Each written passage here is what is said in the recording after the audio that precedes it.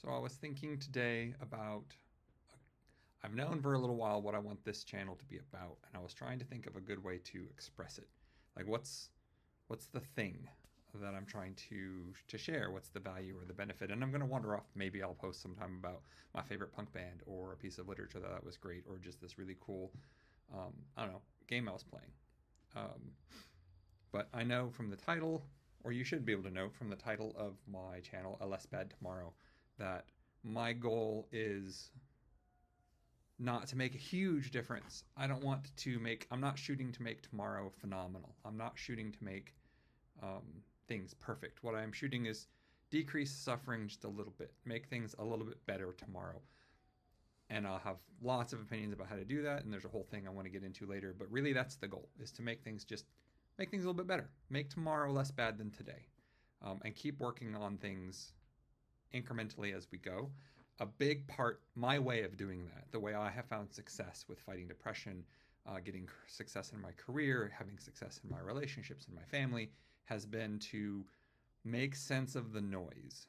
This is going to go a little bit into just my personal life. I'm high functioning autistic, and I get most of my life I've been inundated with just more information, more noise, more sensory stuff, more thoughts than I can really know how to handle. And I've had to construct ways of managing that. And for me, um, building frameworks and systems around that inundation of noise to help me process it and know what's meaningful in a given context, that's how I do it. And I've gotten to be, I think, pretty good at it. And I wanted to share a lot of my approach. That's generally going to be the approach that I have in my videos of how to look at a thing, is to build a framework around it. So I really wanted to do a quick intro video. Who knows, it's going to be quick. This could go pretty long. About frameworks and what does it mean for me. Um, well, I have to plug in my computer here because it's starting to dim on me. Because this was a sudden, I didn't plan this out. I just had an idea and wanted to do this. So um, there's meaning in that noise. There's all this stuff that's coming at you, but how do you know what's important? Framework. Let's do this example of, I whipped up a couple of quick graphics. So this is a classic one that goes back a really long way. Stars have a ton. Here's a star field.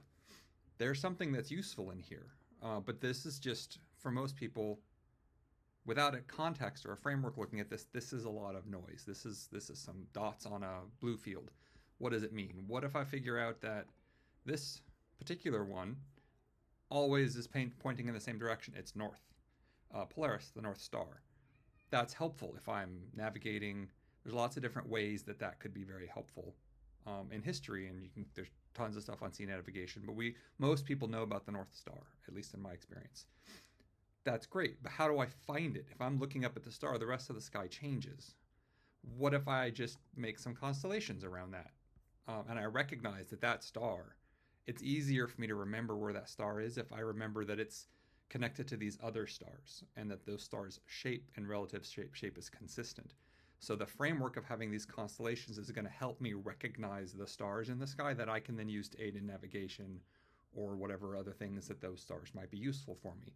You could even go a step further and say, wait, look, these two stars in the bottom of the Big Dipper point almost straight at the tip of the Little Dipper and Polaris. So that's the trick I used to use when I was hiking to find the North Stars. I would find the Big Dipper, easiest constellation to find, and then I could use those two stars to spot the North Star. This is a really good example of a framework that you can use to apply to a chaotic system of data and get something that's of meaning and value to it. Another one that I used to use all the time when I was doing phone tech support, and I'd be helping people with their computers, and I would explain, oh, look, they didn't understand the difference between the hard drive and the RAM, and I could break down lots of different ways to explain hard drive versus RAM, but what I found to be most successful with my non-technical customers is that if you have a desk and a workspace, the hard drive is your filing cabinet that's next to it, and the RAM is your desktop space. It's the area that you actually have to spread out papers and do writing and organize what you're working on. If you were trying to write on a piece of paper, technically you could store that piece of paper in your filing cabinet, get it out, write on it, and then put it back in the filing cabinet, but that takes a lot longer, and that's similar to the speed difference that you would see in computer's RAM versus a computer's hard drive. They're both storage, but the RAM is the active storage that you're currently working on. It's the most efficient for the things that the computer is actually working on, which is why it's typically more expensive and faster. That metaphor tended to work really well. So frameworks like this is an excellent way to frame understanding of complex things and shrink it down to something that's manageable, that you can get use out of that information that maybe you couldn't get out of before. They're not perfect. There are some dangers with frameworks and taking these sort of simplifications, and this is a large part of just kind of how human minds tend to work in my experience, is we take complex things and we simplify them down into frameworks that we find to be beneficial. There's some danger to it. The images of the stars, that's a framework. There's not actually big cups sitting in the sky that are shining down on us. That's not what stars are. But if you take that framework and you extend it past its original intention, that can start to alter your worldview. It can alter your reality. You can start to make mistakes. Similarly, to do some absurd extrapolations with the desk metaphor for RAM and storage. You can use Pledge to clean your desk. Don't use Pledge to clean your RAM. That's going to do bad things on it. Frameworks are really only helpful for the space in which you've constructed them. And it's really important when you're building them and when you're using them to know their limitations, know what you're expecting. It's a viewpoint. It's a frame of reference onto a situation or a set of data or a story or a narrative. But it's not the truth. You can take the exact same data set and look at it from a different perspective. We can take those stars and look at them from another point in the galaxy, and they're going to look different. Both of those viewpoints and positions are valid. You can have one set of data with multiple frameworks on it. I can take the same report that I'm looking at, the same set of numbers, and put lots of different charts and relationships and things on it, and those tell a different story. They give you a different conclusion. They're used for different things, and that's all valid and that's all true.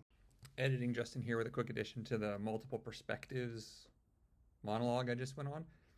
I missed this obvious thing with the North Star. That's got a very clear northern hemisphere of the Earth perspective. I don't believe that the southern hemisphere has a similar fixed star reference like the North Star does in a northern hemisphere, or is in the northern hemisphere. So that alone right there demonstrates that the framework I was using is typically an American or European northern hemisphere perspective. It's a limitation right there that framework doesn't work if I take it elsewhere. I just wanted to throw that in. On with the video. One of the biggest problems with the Western mind, in my experience, is we struggle to hold two seemingly opposing viewpoints as true at the same time. It's just a matter of perspective often, and they are both equally true. But so frameworks can be dangerous, they can confuse you, but they're an essential tool, in my perspective, on making sense of big complex things. So you don't have to know all of it, you can just know the relationships. I don't have to understand what stars are to find the North Star and use it to navigate. I don't have to understand why the North Star stays in one spot and everything else rotates around it in order to use it to navigate.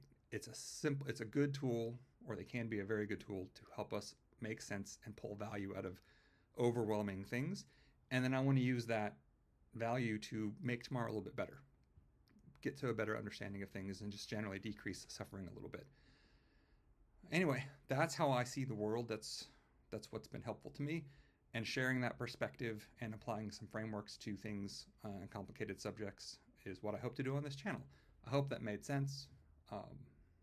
Yeah, that's all I've got to say for today. Hope everyone's having a good day.